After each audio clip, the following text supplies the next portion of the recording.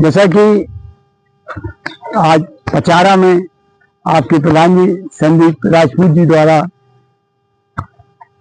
इस प्रोग्राम को लीड किया जा रहा है, मतलब इनकी उपस्थिति में यह प्रोग्राम पचारा में हम कर रहे हैं और ये भी आशा करते हैं कि प्रोग्राम करते रहेंगे। आज मेरा नाम सभी लोग परिचित हैं, रवि नारायण व्यास। देखिए, कई रवि नारायण व्यास हैं और कई रवि व्यास हैं और कई नाम हैं, लेकिन व्यक्ति की पहचान उसके कर्म से होती है। अगर मैं चपका में रहता तो इस रवि व्यास को कोई नहीं जानता। बात क्लियर है कि नहीं है? आप बताओ,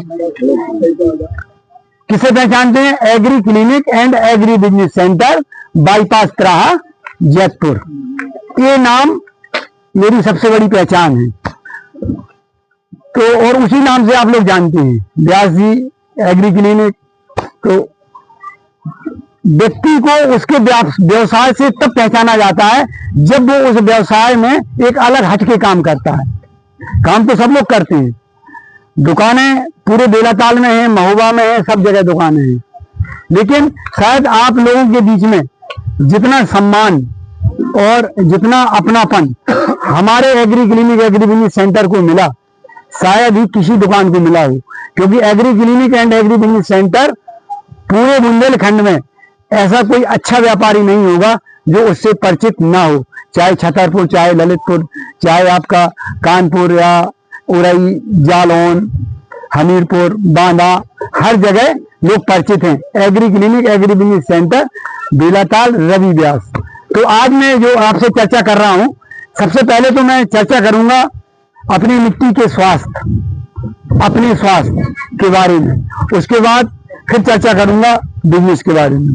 तो सबसे पहले मेरी चर्चा होगी, आप ये बताइए, जो मिट्टी है उसको हम स्वस्थ कैसे रखेंगे? स्वस्थ कैसे रखेंगे बताइए कोई? चलो, कोई नहीं बताएगा। देखिए, जो हम लोग बोलेंगे, हम इसमें से 5 किसानों को सम्मानित करेंगे बाद में, और जो हमारी बात का जवाब देगा उसे हम सम्मान करेंगे 5 किसानों का। तो हर बात को सुनिए।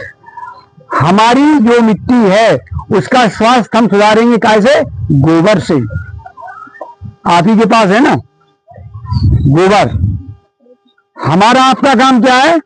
गांव में नई रोड बनी, सट से सब लोग रोड के किनारे गोबर डालने लगे, जैसे होता है तला के किनारे। वो गोबर हमने रोड के किनारे डालो, पानी गिरो, उसके जो तत्व हैं वो सब बह के नाली में खत्म।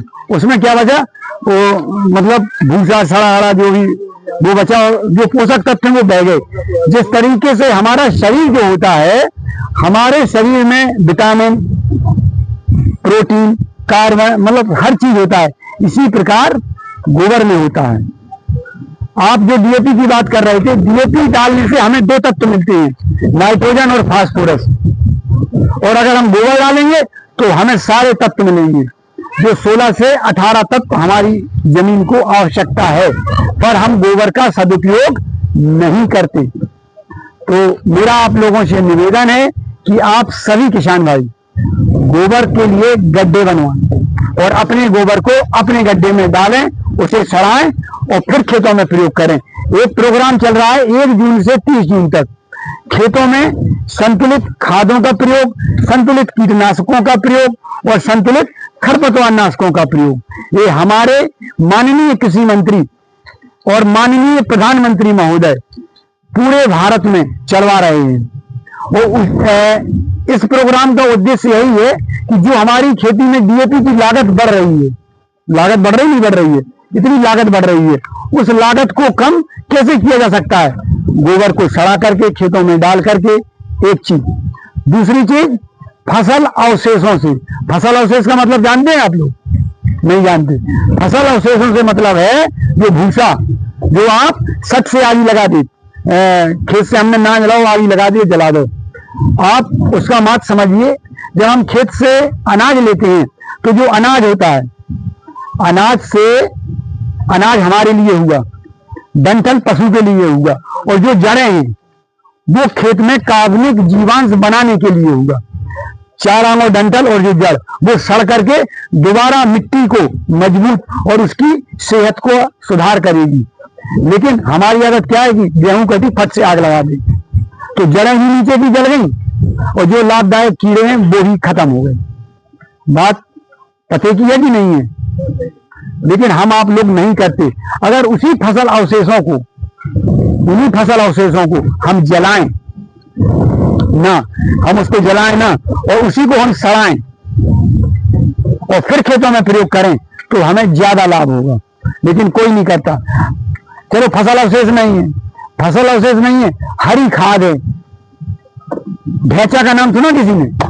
एक ढैंचा होता है, किसी अच्छा इकाई में सरकार समझो फ्री में देती है मान लो, या कुछ थोड़ा बहुत अंश लगता है पैसे का, उसे आप खेतों में ले आइए और उसको बुवाइए, 50 दिन बाद कटवा दीजिए। इतना बेहतरीन कार्बनिक खाद मिलेगा उससे कि भूमि जमीन की सेहत सुधरेगी। लेकिन हम आप ये कोई भी काम नहीं करते हैं। हम आप एक ही काम करते हैं, लाओ डीएपी, लाओ यूरिया डाल दो, फसल पीली हुई लाओ यूरिया डाल दो। ना हमें बीमारी से मतलब, ना हमें उस मिट्टी को क्या चाहिए, ना उससे मतलब। तो हम आपको अपने आप को सुधारना होगा। हमें हमारी जो जमीनें हैं वो इतनी बीमार है भाई साहब, इतनी बीमार है कि उससे हम लोगों को भी तरह तरह की बीमारियां हो रही हैं और हम आप इस पर अभी विचार नहीं कर रहे। हम आप देखिए हमारे देश का सिक्किम राज्य 2003 में वहां जैविक खेती की शुरुआत हुई थी, छोटे से रूप में। लोग समझने लगे जैविक जैविक जैविक। 2016 में पूरा डीएपी फ्री, रासायनिक दवा फ्री, कोई कीटनाशक नहीं, कोई दवा नहीं। वहां आप देखिए पूरे विश्व में नाम हो गया सिक्किम, क्योंकि वहां का गेहूं है तो वो जैविक है। हमारा गेहूं बिकना है 25 रुपए का, उनका बिकना है 75 रुपए का। तो एक शुरुआत हुई थी, मतलब 13 साल में वो जैविक हुआ। उन्होंने वहां के अपने गोबर का सही सदुपयोग किया, फसल के अवशेषों का सदुपयोग किया, हरी कार्बनिक खादें मतलब खेतों में कटवाई, तो उससे लाभ हुआ। जो युवा बेरोजगार थे वहां पर, उन लोगों ने वर्मी कंपोस्ट यूनिटें लगवाई। वर्मी कंपोस्ट सुना किसी ने?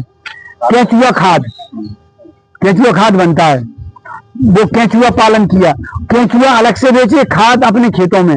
खाद भी 10 रुपए किलो बिकता है वर्मी कंपोस्ट। और अगर प्राइवेट कंपनी कोई मल्टीनेशनल कंपनी बेच रही है तो वही वर्मी कंपोस्ट 100 रुपए किलो बिकता है और आप लोग खरीदते हैं, पर आप लोग घर पर नहीं बना सकते। हमारा जो मीटिंग का उद्देश्य यही था और इसी उद्देश्य से हम आपके बीच आए थे। हर व्यक्ति दवा बेचता है, हर व्यक्ति आपकी जेब से पैसा निकालना चाहता है, आपकी जेब से हर व्यक्ति पैसा निकालना चाहता है। अब उसे पैसे कैसे निकालना है ये उसका दिमाग है। आप बताइए, बाजार है, बाजार में कोई भी चीज है, कोई भी चीज, 10 दुकानदार हैं, एक दुकानदार उसी चीज को 10 रुपए की बेच रहा है, एक दुकानदार 9 की बेच रहा है, एक 7 रुपए की बेच रहा है। तो आपकी नजर में कौन अच्छा व्यापारी होगा? एक 10, 9, 7 वाला। भाई साहब ने बहुत अच्छा कहा कि अच्छा 10 वाला नहीं करता क्या? अच्छा, क्योंकि वो तो आपको लूट रहा है। मैसेज है ना, वो आपको लूट रहा है ना, वो ज्यादा पैसा निकाल रहा है।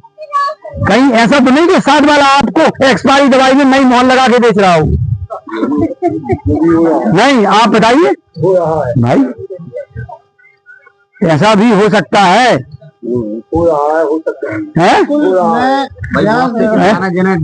आप देखिए बाजार में कोई भी दवाई है उसकी मोहर बनी है।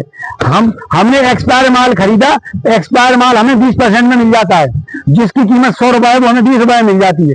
और इसको आप नोट करिए, महंगा वाला आपका ना तो दुश्मन है और ना सस्ता वाला आपका दोस्त है। बशर्ते सस्ता वाला आपको घुमा करके पैसा आपकी जेब से निकाल रहा है, पर आप लोग इस चीज का ध्यान नहीं देती। बाजार में अभी आपको मूंगफली बोना है, बाजार में आपको अभी मूंगफली बोना है। सब लोग जाएंगे 1 किलो का पाउडर और 1 डब्बा 1 लीटर को।